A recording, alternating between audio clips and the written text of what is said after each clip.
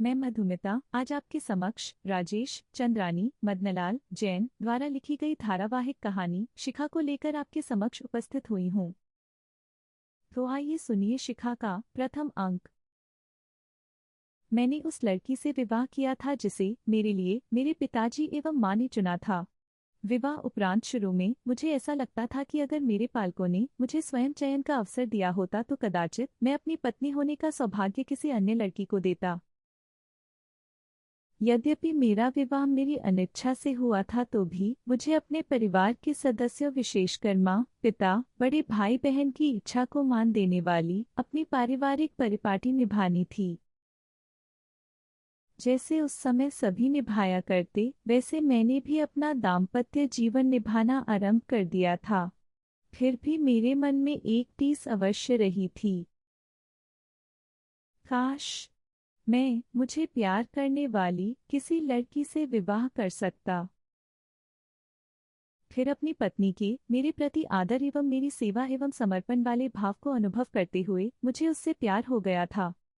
दूसरे शब्दों में कहूँ तो मुझे प्यार करने वाली कोई लड़की से मेरा विवाह नहीं होने पर भी मुझे अपनी विवाहिता पत्नी से प्यार हो गया था। फिर क्या था, जैसे समाज में अन्य परिवार होते हैं वैसा ही एक मेरा परिवार हो गया था। तब कभी कभी मैं सोचता,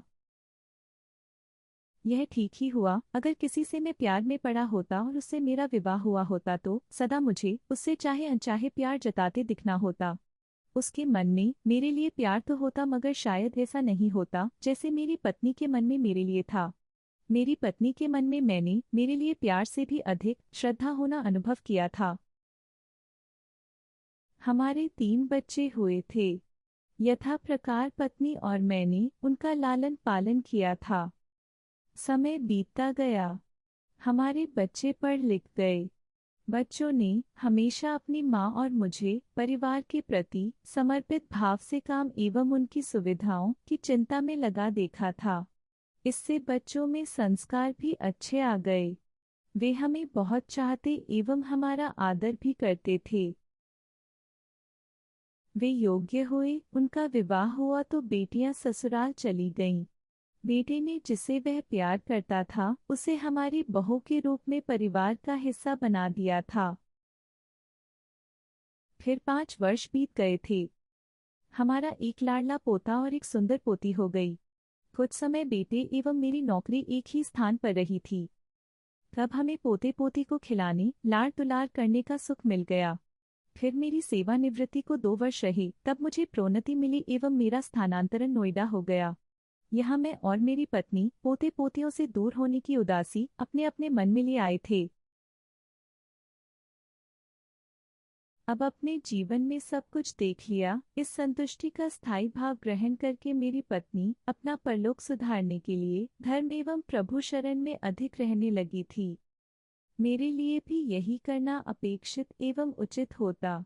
शायद मैं भी अपनी अवस्थानुसार इसी पद का अनुगामी होता, मगर मेरी प्रोन्नति एवं नोएडा में हुई पद स्थापना ने मुझे अन्य पद पर ला दिया। मेरे अधिकार बढ़ गए थे। यहाँ ऑफिस में वातावरण अधिक आधुनिक था। मेरे मातहत कर्मी मेरे साथ एवं आपस में अधिक खुला व्यवहार करते थे। प्रोन्नत किए जाने से विभाग की मुझसे अपेक्षा अधिक हो गई थी। मेरा दायित्व अपने अधीनस्थ कर्मियों से अधिकतम काम लेकर निर्धारित किए गए बड़े बड़े लक्ष्य पूरे करना था। मेरे लिए यह दायित्व बड़ा ही चुनौतीपूर्ण था, क्योंकि यहाँ अधिकारी एवं कर्मचारी गण अपना समय अपने काम से अधिक मोबाइल एवं नेट पर बिताया करते थे। तब मैंने अपने अधिकारों का उपयोग करते हुए नेटवर्क फायरवॉल के जरिए कार्यालयीन नेटवर्क पर अनावश्यक साइट्स ब्लॉक करवा दी। इसके साथ ही मैंने कार्यालयीन समय में व्हाट्सएप का उपयोग केवल विभाग के निर्मित ग्रुप पर ही एक्टिव रहने के दिशा निर्देश वाला परिपत्र जारी किया था। मेरी इन व्यवस्थाओं से अधीनस्थ कर्मियों में मेरे प्रति रोष रहा, मगर तब उनकी बढ़ी हुई कार्य उपलब्धियां एवं क्षमता स्पष्ट दिखने लगी थीं। इस बीच मेरी पत्नी को अपने पोते पोती की याद अधिक आने लगी। एक दिन मैंने उन्हें महीने भर के लिए बेटे के पास भिजवा दिया था। 2 दिन बाद मेरे एक कर्मचारी ने मुझे व्हाट्सएप पर एक वीडियो भेजा जिसमें मेरे ही मातहत काम करने वाली शिखा कार्यालय में बैठकर एक वेब सीरीज देखने में तन्मय दिख रही थी। इसे देखकर आदेश के उल्लंघन के लिए मैंने शिखा को कारण बताओ नोटिस जारी किया। उसमें उससे पूछा गया था कि कार्यालयीन समय में वेब सीरीज देखने के लिए क्यों न उसके विरुद्ध अनुशासनात्मक कार्यवाही की जाए। घटना के अगले दिन अवकाश था। मुझे उस दिन अपनी पसंद का भोजन स्वयं बनाने की इच्छा हुई थी। मैंने रसोइये को छुट्टी दे दी। मैं स्वयं रसोई बनाने में व्यस्त था। तब डोर बेल बज उठी थी। मेरी मैड अभी अभी ही घर का झाड़ू पोछा कपड़े बर्तन का काम निपटा कर गई थी। रसोई में मेरे रुचिपूर्वक काम करने में आई यह विघ्न मुझे अप्रिय लगी थी। फिर भी कौन आया है यह देखना भी आवश्यक था। मैंने वॉश बेसिन में हाथ धोए एवं जाकर दरवाजा खोला था। सामने शिखा खड़ी थी। मैंने पूछा, शिखा क्या बात है? आपको मेरे घर का एड्रेस कैसे पता चला? आप ऐसे मेरे घर क्यों आई हो? सर, मुझे आपसे बात करनी है। शिखा ने सिर झुकाया हुआ था। मैंने उसे घर के अंदर आने के लिए नहीं कहा था। दरवाजे पर ही उससे कहा, जो भी बात है कल ऑफिस में ही कर लेना। स्पष्ट था कि मैं उसे दरवाजे से ही टाल देना चाहता था। तब शिखा ने याचना के स्वर में कहा, सर प्लीज आप आज ही मुझे अपनी बात कह लेने दीजिए। कल रात चिंता के कारण मैं सो नहीं सकी हूँ। अभी अपनी बात नहीं कह पाई तो शायद आज रात भी सो नहीं पाऊंगी। मेरी तबीयत बिगड़ जाएगी। मैं भयभीत हो गया, कहीं यह मुझे षड्यंत्र में तो फंसाने की उसकी कोई कोशिश तो नहीं। शिखा, घर पर मैं अकेला हूँ। ऐसे में मेरा तुम्हें घर में बैठाकर बात करना उचित नहीं है। तुम्हारी जो भी चिंताएं हैं उन्हें एक दिन के लिए त्याग दो। आप कल ऑफिस में मुझसे बात करना। मैं हर संभव सहायता करके तुम्हें चिंता मुक्त करने का प्रयास करूंगा। कहते हुए मैं व्यग्र हो गया था। शिखा रुआसी एवं निराश हो गई लगती थी। कभी रसोई से कुकर की सीटी की विचित्र सी ध्वनि सुनाई दी थी। लगता था कुकर का सेफ्टी वाल्व फट गया था। मुझे संदेह हुआ कि कुकर में मैंने पानी डाला भी था या नहीं। इस चिंता में मैं शिखा को भूलकर हड़बड़ाते हुए रसोई की ओर भागा था। वहां मैंने पाया यह कुकर का सेफ्टी वाल्व ही था। मैंने गैस बंद किया। रसोई में दीवार एवं प्लेटफॉर्म पर फैल गई अधपकी सामग्री को साफ किया। तब मुझे ध्यान आया कि जल्दी में मैंने दरवाजा बंद ही नहीं किया है। मैं दरवाजा बंद करने गया तो देखा 5 मिनट होने पर भी शिखा वहां अविचल खड़ी हुई थी। शिखा मुझसे 20 वर्ष छोटी रही होगी। कार्यालय में कभी मैंने उस पर गौर नहीं किया था। आज सामने उदास खड़ी वह मुझे आकर्षक लग रही थी। मुझे उस पर दया आई थी। मैंने कहा, शिखा, आप गई नहीं अभी तक? कब तक यहाँ ऐसे खड़ी रहोगी? सर, मैं अपनी बात तो कल कह लूंगी, लेकिन अभी मेरी इच्छा आपकी सहायता करने की है, शिखा विनम्र भाव से कह रही थी। मैंने पूछा, कैसी सहायता, शिखा? शिखा ने कहा, सर, कुकर का सेफ्टी वाल्व फट गया लगता है। ऐसे में आपको भोजन तैयार करने में कठिनाई होगी। मैं आपके लिए भोजन बना देती हूँ। मैंने सोचते हुए कहा, नहीं, कठिनाई कोई नहीं है। मेरी पत्नी बहुत सुघड़ हैं। उनकी रसोई में कई कुकर रहते हैं। मैं भोजन बना लूंगा, लेकिन चलो पहले मैं तुम्हारी बात सुन लेता हूँ। अब शिखा के उत्तर ने मुझे अचंभित किया। उसने कहा, सर, बात तो ऑफिस की है। अब वह कल मैं ऑफिस में ही कर लूंगी। अभी मेरी रिक्वेस्ट यह है कि आज आप मुझे अपने हाथ से तैयार भोजन आपको खिला सकने का अवसर दे दीजिए। ना जाने क्यों किसी षड्यंत्र का मेरा संदेह उस समय मिट गया था। मेरा स्वभाव नारी जाति को परेशान ना देखने का है।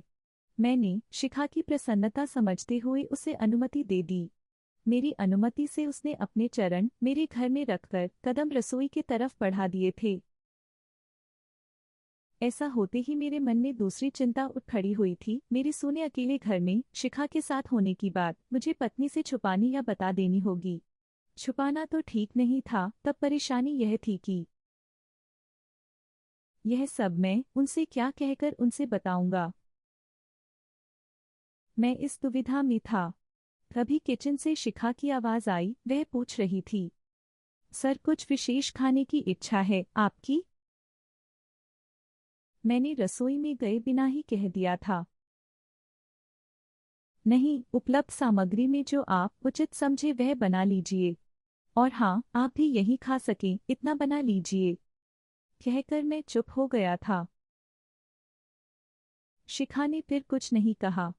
मैं सोचने लगा कि मैंने रसोइये को छुट्टी उसे आराम देने और स्वयं अपने हाथ से भोजन बनाने के लिए दी थी, मगर आज संयोग कुछ और होना था।